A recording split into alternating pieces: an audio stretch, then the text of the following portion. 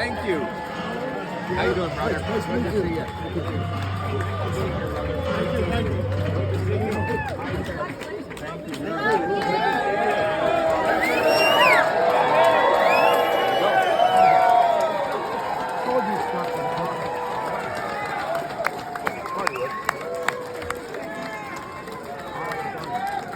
Wow, what a great Windsor crowd we have here today.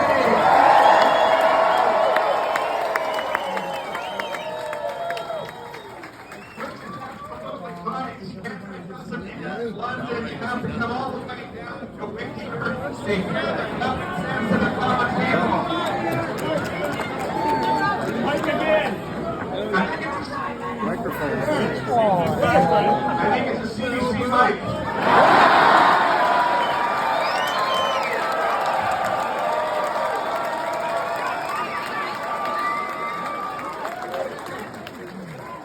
Look at this crowd, incredible. It's great to be here in Windsor. This is the place you come to get the common sense of the common people. The hard-working backbone of the nation is right here in Windsor.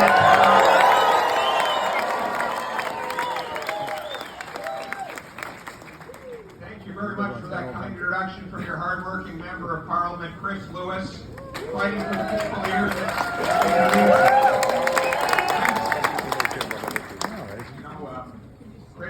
Chris, we got Leanne, we've got Marilyn Glavio, engineer, Dave. When I first started off my career, I needed some mentorship. I was getting in a little bit of trouble, making a few comments, but without thinking, young guy, we know everything in the world there is to know, and we want to tell everyone about it. And I was getting myself in a little bit of trouble, so I went and saw Dave and I said, Dave, can you give me some political advice? And he sat me down in his office, and there's a big fish on the wall that he caught. And he said, Pierre, you see that fish? If he kept his mouth shut, he'd still be alive. I didn't listen to his advice, but I thought it was a great story anyway. But it's great to be here to re-kick off our campaign to axe the carbon tax, to keep the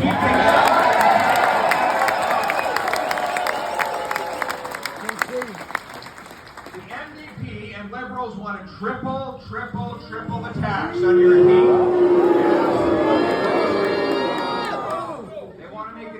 Expensive for you to do the basics of life, but we're fighting back. Not only are we going to stop them from tripling the tax, a Poilievre government, a conservative majority government will keep the heat on and take the tax off for people in Windsor and right across this country.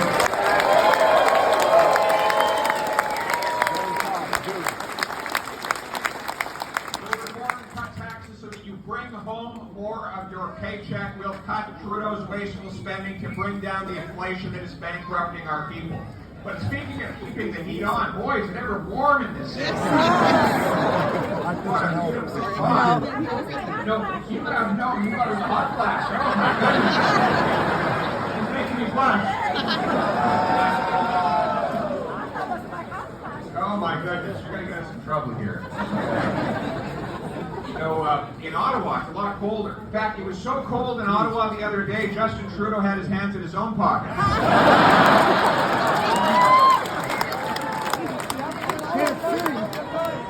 He was really mad at me the other day. Did you see that? I said that everything feels broken in Canada. And he said he was drawing the line. I wasn't allowed to say that. Right? Nothing in Canada is broken. Everything's just fine. Pay up and shut up. Stop all your complaining about food prices going up 12%. Stop your complaining about the carbon tax that he and the NDP are imposing on the working people of this country. Well, it's easy for him to think things are going well. He gave this speech where he was angry at me to a group of 2,000 Liberal lobbyists and consultants in Ottawa. And for the people in that room, everything is just great. It's just wonderful. The McKinseys of the world are helping themselves to an unlimited supply of your tax dollars. Lobbying contracts in Ottawa are up 100% since he took office because every business, big corporation knows that the way you get rich is by turning money into power and power back into more money. If you're in that room, you probably think things are just fine.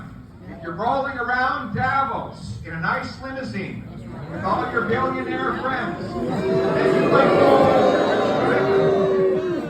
However, there is pain on the faces that Justin Trudeau does not see. There is hurt in the voices he does not hear, and there is mayhem and suffering in the places he does not go.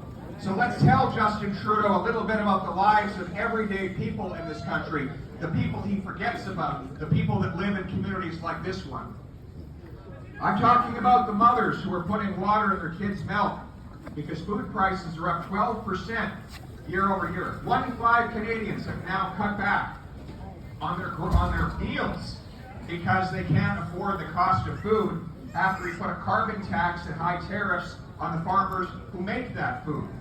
35-year-olds live in their parents' basements. Let me tell Justin Trudeau about the mathematics of hopelessness. I met a 27-year-old CATSA worker at the security gate in the Toronto Pearson Airport. She said she scrimps and saves to set aside $500 a month. That's $6,000 a year. The average house in Toronto is $1.2 million. It's doubled since Trudeau took off. So let's do the math here. For her to make a 5% down payment, as having saved just $6,000 a year, $500 a month, $6,000 a year, 10 years to make a 5% down payment, meaning she'll be 37 years old and be worried about whether she can even have kids at that age. So she's calculating that not only can she not own a home today, she may never be able to own a home. She may never be able to have a family, even though she's doing everything we asked her to do, working hard, following the law, spending responsibly. In other words, the exact opposite of everything Justin does, right? She's doing it all right. He's doing it all wrong. She feels hopeless because not only is today a hard time for her, but she sees no light at the end of the tunnel. You know, the great thinker Jordan Peterson said.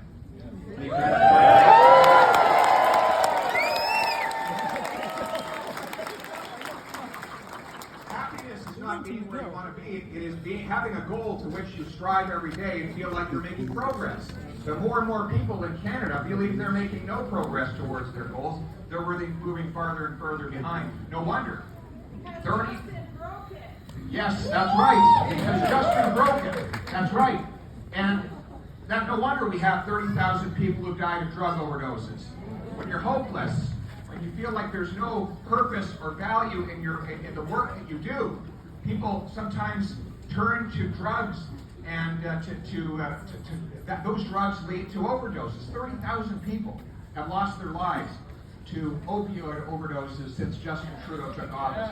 These are the people that he doesn't think about when he's hanging out with his millionaire friends at McKinsey, or when his deputy prime minister is traveling around Davos with all of their friends on the other side of the pond, right? So what does he do to try and deal with the broken country that he caused? Well, he can't fix what he broke.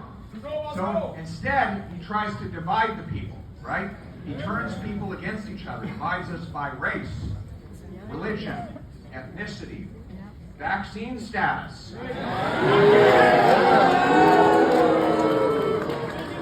He tries to turn people against our law-abiding and licensed hunters and farmers by You see, his theory is that if you're afraid of your neighbor, you might forget that you can't pay the rent. If you're turning against the local trucker that brings you the food that you eat, then you might forget that you can't afford your groceries. And that is his tactic, divide and distract. And he gets a lot of help from the NDP, right? You elected a Democrat here in this community, nearby community, to stand up for the people. The NDP has forgotten about the working people. We don't understand the working people, right? They stand for the elite.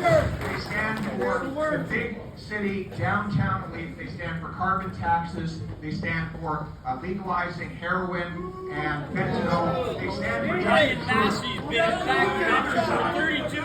On the other side, there is an alternative. There is a better way. We as conservatives can turn the hurt that Trudeau has caused into the hope that our people need, and that is exactly what we are going to do.